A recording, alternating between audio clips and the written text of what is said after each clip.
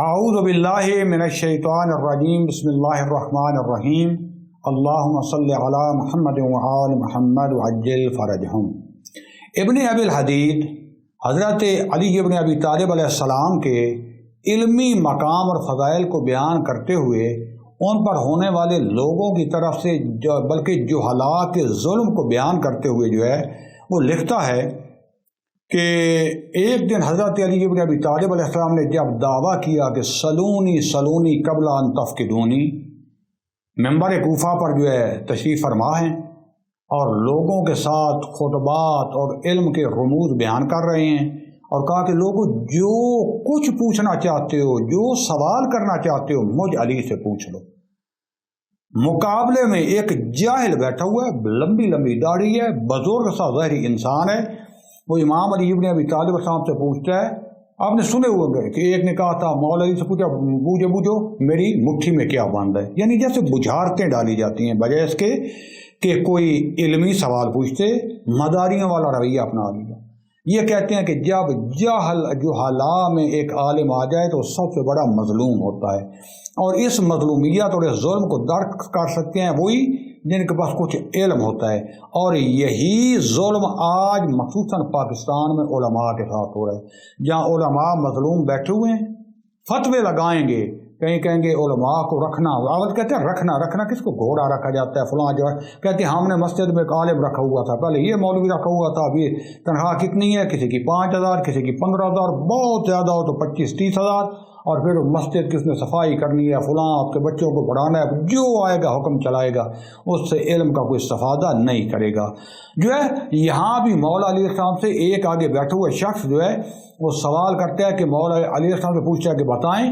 میرے سر اور داڑھی کے بال کتنے ہیں، بجائے کہ کوئی علمی سوال پوچھتا۔ اب یہ کیونکہ کائنات کے مالک علم لدنی کے مالک تھے، یہاں مولا کا علمی مقام دیکھیں اور اس کی جہالت۔ مولا فرماتے ہیں کہ میرے خلیل نے یعنی رسول خدا صلی اللہ علیہ وآلہ وسلم نے مجھے خبر دی تھی کہ اے علی ایک شخص تیرے سامنے آئے گا، اور فرمایا کہ انہوں نے مجھے خبر دی تھی کہ تیرے سر کے ہر بال پر ایک ملائک، ایک فرشتہ بیٹھا ہوا ہے جو ہر وقت تجھ پر لعنت کر رہا ہے خدا کی، اور تیری داڑھی کے ایک ایک بال پر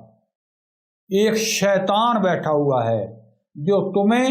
جہالت کی طرف، شیطانیت کی طرف اغوا کر رہا ہے، بہلا کے لے جا رہا ہے۔ اور پھر فرمایا تیرا مقام اور منزلت اس وقت ایک بزغالے کی ہے۔ بزغالہ بز کہتے ہیں فارسی میں بکری کو، بزغالہ یعنی بکری کا جو چھوٹا بچہ ہوتا ہے لیلا، اس کو وہ ہے۔ اور تاریخ نے لکھا کہ اس کے گھر میں ایک چھوٹا سا بچہ تھا جو ہاتھوں اور پاؤں پر چلتا تھا، جس کا نام تھا سنان، اور یہ تھا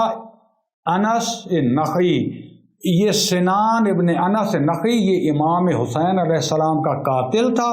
یعنی امام علیہ السلام نے آپ نے علم لدنی سے خبر دی کہ تو جیسے رسول نے مجھے خبر دی تھی، یہ بھی بتا رہے ہیں کہ میرا علم رسول کا علم ہے، اور رسول کا علم قیامت تک کا علم جانتے ہیں، جس کو ہم علم غیب کہتے ہیں، نہ علم غیب کے مطلق جو کہ خدا کے پاس ہے، یعنی اللہ کا دیا ہوا علم جو باقی کائنات میں کسی کے پاس نہیں ہے۔ تو بعد میں کیا ہوا، یہی سنان ابن انس یعنی اس سوال کرنے والے کا بیٹا جس پر مولا نے لعنت کی تھی، وہ امام حسین علیہ السلام کا قاتل بنا۔ اور یہاں سے مولا علی علیہ السلام یہ بھی فرمانا چاہ رہے ہیں کہ دنیا والوں سن لو، میرا علم رسول کا علم ہے، اور جو میرے وارث ہوں گے وہ بھی میرا رسول کا علم تمہارے پاس بیان کریں گے، وہ اپنے قیاس سے نہیں بیان کریں گے، وہ تمہیں چٹکلے نہیں سنائیں گے۔ اور یہ بھی بتا کے جا رہے ہیں کہ میرے جو حقیقی علماء ہوں گے کہ جن کے بارے میں ہمارے 11ویں امام نے فرمایا من کان من الفقهاء سائن لنفسه حافظا لدینه مخالف لهواه مطیع لامر مولاه فللعوام ان یقلدوه، کہ میرے فقہاء میں سے، علماء میں سے ہر فقیہ نہیں بلکہ جو ایسا فقیہ جو اپنے مولا کا یعنی ہمارے امر کا مطیع ہوگا، مطیع لامر مولا ہو، اپنے مولا کے امر کا مطیع ہوگا، اور اپنے ہوائے نفسانی کی مخالفت کرے گا، اور یہ جو اس میں صفات پائی جائیں گی فضل عوام یقلدوہ، تو عوام ایسے علماء کی تقلید کریں، ان سے علم حاصل کریں، نہ یہ ممبروں پر جو ہے ڈانس کرنے والے بندر، یہ میراثی، یہ بدکار، یہ تاجر، یہ خطیب مولوی جنہوں نے دین کو آ کے وہی بنو امیہ کے ممبر جیسا بنا دیا، ان کے پاس نہ جانا۔ لیکن افسوس کہ وہی ہمارا ٹک ٹاکر ہوتا ہے، وہی ہمارا تبلو برگانے والا ہوتا ہے، جس کو علم کی الف بے کا پتہ نہیں ہوتا، اور بہانہ بناتے ہیں کہ ہمارا بھائی اتنا ٹبر بھی تو پالنا ہے، یہ فیس نہیں لے گا تو کیا کرے گا۔ لوگوں اور ہماری عوام بھی ان کو کروڑوں دے گی، لاکھوں دے گی، لیکن جو خمس واجب کیا ہے، جو علم کا حصہ واجب کیا ہے، جو علماء کے واجبات امام نے بتائے، اس کو آج ہم چھوڑ چکے ہیں۔ اس لیے خسر الدنیا والآخرہ۔ خدا سے دعا ہے کہ اللہ تعالی ہمیں حقیقی علماء اور ان کے وارث ائمہ علیہ السلام کی ہمیں تبعیت اور ان کی تقلید کرنے کی توفیق عطا فرمائے۔ والسلام علیکم ورحمۃ اللہ وبرکاتہ۔